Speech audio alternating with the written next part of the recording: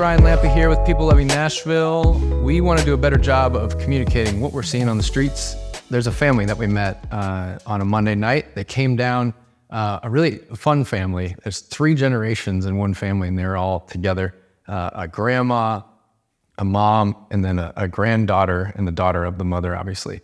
They came to get food and find just respite on our Monday night outreach, and we had an opportunity to share with them about some resources that we possibly have. So we've been walking with this family for now about a month. What's happening right now is housing is located. A deposit for this housing is needed. Turning on electric, turning on the water. All these things take time and money, and then now we got to put furniture in it. And so this is kind of a wild thing to think about. Like, okay, we're starting from living in our car, needing to get free meals. And now I'm looking at about $2,000 to just move into a house. And so we often say here at People Living Nashville, our Homefullness journey is what we were looking for. That's a milestone in it. That's not the finish line, but that's a milestone, a home. And so that's what we look at right now. It's on a very just a specific front, but also on a very general front, that we have families and people that are saying, okay, I'm willing to do the work. I'm willing to step forward and participate in finding the housing, participate in making the applications to the funding sources or to NES or to the water or to a job, and participate in this Homefullness journey. And so I reflect on times in my life when it was too much for me. And what did I do? I called on my community. And so that's what I want to call upon you guys with this, is that we call upon our community to participate in doing what we're doing right now. To be quite honest, we're over our rental assistance fund, and it's June. We set a fund for the entire year. Now we're about 30% over our budget that we've allotted for the entire year. We did not foresee the need for rental assistance to be that big in 2023. Now, I don't want to pressure anybody to even think like, okay, God, we got to start cutting checks to People Loving Nashville because people are needing rental assistance, because that's not the specific ask that I'm saying. The specific ask that I'm saying is here, participate in what's going on in the community. I realize it's a great honor, but a great burden as an organization to now be exposed to a lot of people that are in need. Before we did this work, I mean, it'd be occasional, and you come across somebody downtown and say, hey, can you buy me a meal, or can I get $5 for this or that? Now doing this work day in and day out, and to have your name out there and your phone number on the internet, we're exposed to a lot of people that are in need. And so I want to bridge that gap for anybody that feels that distance. If you're feeling that distance between, I want to help, I just don't know who and how to help. We do. We know how to help, and we know who to help. If you are watching this and listening to what I'm saying, and you've had at least one meal today, and you know where you're sleeping tonight, then what I would say is that you have a relative amount of margin that a lot of folks don't have. I don't want to give you, any guilt around that. That's a wonderful blessing that you have that. But that blessing isn't just for you. We often think that okay, well, the blessings are just for me.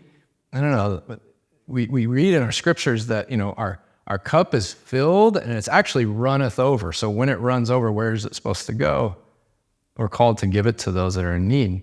Sitting with someone and having a cup of coffee at our Monday outreach and just listening, and to say, man, that really sucks and that hurts, and I'm hurting with you and for you. And maybe even extend that to an offer of prayer. And then maybe on top of that, hey, can we go talk to maybe some staff members and brainstorm about what the next steps could possibly be?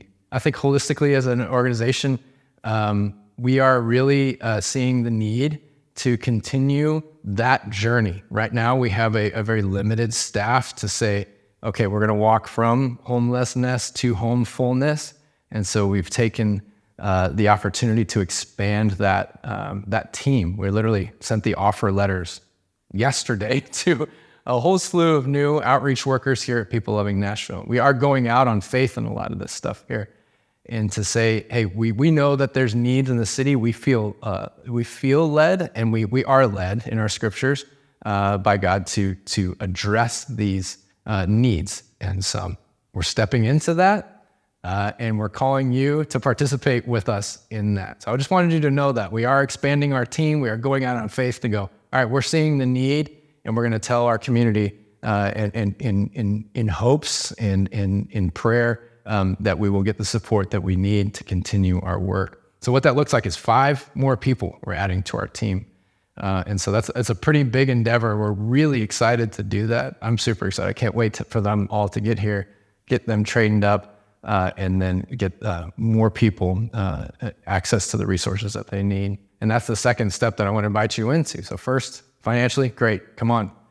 Help us get there and help our community get over these humps. 2, you can participate in this literally communally with us. And it might seem like a bit of a stretch, but you come with us on a Monday and you come for 3 Mondays and within 1 month, I guarantee you will make 1 friend. I guarantee it. You will walk away with somebody knowing your name and you knowing somebody else's name. And that you have the opportunity to walk with us as an organization as kind of like a support system, but also that you get to walk hand in hand with somebody that's going through challenges in this community. I'll close with this, is that, a lot of times we often talk about Isaiah 61 as one of our leading verses, something that inspires us. A really cool part about Isaiah 61, if you're familiar with it, is that there's specific roles that the prophet Isaiah had highlighted for us. The really beautiful part about this is that it goes a little against what the world might teach you as far as like we need to rescue those that are going through hardship. It's actually those that are going through hardship, it says in the prophecy, and we get to see this firsthand every single week, that it's those that are going through hardship that are actually going to rebuild the ruins of their devastated city.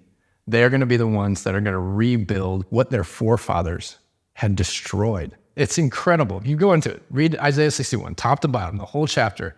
It'll jazz you up, because I look at that and I'm like, wait a second, for so long at the beginning of this, we're like, all right, we got to rescue. And it's like, no. We have a specific part to play, yes. Shave off the edges, make it suck a little less, assist, love, bring dignity, guide. But we know where the rain comes from. It comes from heaven. We know that God is going to restore this with those that are going through the challenges. We are just called to walk alongside. And I'll tell you this, we've been doing this for 15 years. We have a lot of really great ways to do that. Are we perfect? No, not by any means. Have we made mistakes? Yes. But I will say this, that we've built on those mistakes. We've built on those wrongdoings. And we're continuing to sharpen our process. And we want to invite you into that. It was so scary for us at the beginning. So scary. And it's getting less and less scary now, because we're seeing this and we know this, and we go to our scriptures, we go to each other as a team, and we know how to address these things as best as we possibly can. We have so many partners here in town too. So it's really exciting for me to continue to invite, hey, come to the table, belly up to the table. There's plenty of room. We'd love for you to join us here at People Loving Nashville. Again, ways that you can do that very easily. Come to a Monday night. Just come volunteer. You don't have to do anything other than offer your time. I know that's the most precious commodity we have. Offer your time. Just come and taste and see.